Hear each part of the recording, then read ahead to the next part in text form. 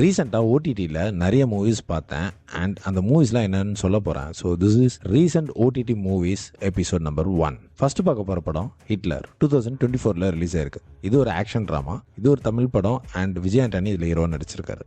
இதோட கதை என்னன்னு பார்த்துக்கிட்டிங்கன்னா, ஸ்டார்டிங்கில் ஒரு 3 கொலை நடக்குது. அந்த 3 கொலை எதுக்கு நடக்குதுன்னு போலீஸ் கண்டுபிடிக்க ஆரம்பிக்கிறாங்க.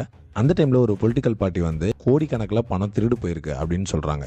எதுலனா ஒரு ட்ரெயின் ட்ராவலில் நார்மல் சென்னையில் ஒரு எலக்ட்ரிக் ட்ரெயினில் இந்த திருட்டு நடந்திருக்கு அப்படின்னு சொல்கிறாங்க. இது யார் பண்ணுறா, இதுக்கு பின்னாடி யாரெல்லாம் இருக்காங்க அப்படின்றத இதோட கதை.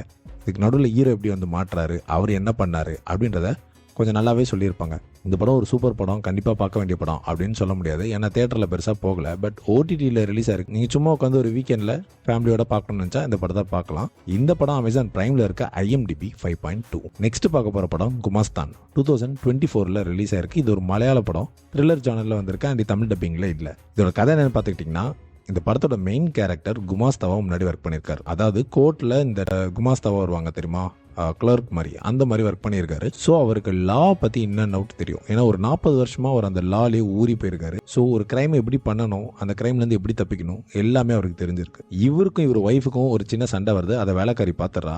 அடுத்த நாள் அவங்க ஒய்ஃப் வந்து காணாமல் போயிடுறாங்க. இவர் தான் அவரை கொண்டு இருப்பாரோ அப்படின்னு சொல்லிட்டு எல்லாருக்குமே சந்தேகம் வந்து போலீஸும் வந்துடுறாங்க. அதுக்கப்புறம் என்ன ஆச்சு, இவர் நிஜமாலே கொலை பண்ணாரா, அதுலேருந்து எப்படி தப்பிச்சாரு அப்படின்றத ரொம்ப சூப்பராக சொல்லியிருப்பாங்க. நம்ம எதிர்பாராத விதமாக நிறைய ட்விஸ்ட் அண்ட் டர்ன்ஸ் இந்த படத்தில் இருக்கும். நீங்கள் எக்ஸ்பெக்டே பண்ணாத அளவுக்கு ரொம்ப நல்லாவே இருக்கும். இது ரொம்ப ஸ்பீடாக ரொம்ப இதாக இருக்கும்னு சொல்ல முடியாது. ஒரு ஸ்லோ பர்ன் மூவி தான். பட் கண்டிப்பாக இந்த படத்தை நீங்கள் பார்க்கலாம். இந்த படம் பிரைமில் அவைலபிளாக இருக்குது. IMDb 5.7.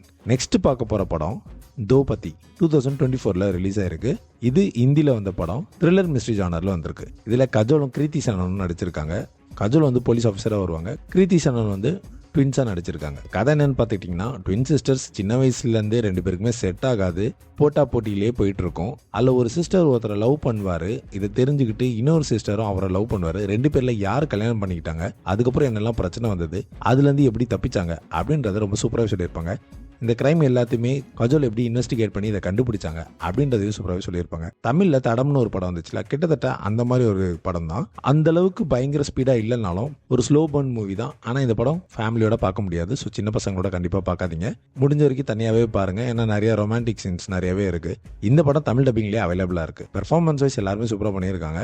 இந்த படத்தில் கஜோலை விட கிருத்தி சன்னனுக்கு தான் நிறைய பெர்ஃபார்மன்ஸ்க்கான வெயிட்டேஜ் இருக்குது. அவங்களும் சூப்பராகவே பண்ணியிருக்காங்க. ட்வின் சிஸ்டர்ஸாக நடிச்சிருக்கனால அந்த 2 கேரக்டருக்குள்ள உள்ள டிஃபரன்சியேஷனுமே ரொம்ப சூப்பராகவே காமிச்சிருப்பாங்க. நெட்ஃப்ளிக்ஸில் தமிழ் டப்பிங்கில் அவைலபிளாக இருக்குது. IMDb 6.8. நான் எந்த படமே பார்க்க வேணாம்னு சொல்ல மாட்டேன். இந்த 3 படத்தையும் முடிஞ்சால் பாருங்கள். பார்த்துட்டு உங்களுக்கு பிடிச்சிருக்கா இல்லையா அப்படின்றத கமெண்ட் பண்ணுங்கள். அப்படி பிடிச்சிருந்துச்சுன்னா எந்த படம் பிடிச்சிருந்துச்சுன்னு சொல்லுங்கள். பிடிக்கலன்னா எந்த படம் பிடிக்கலன்னு சொல்லுங்கள். நெக்ஸ்ட் வீடியோவில் பார்க்கலாம்.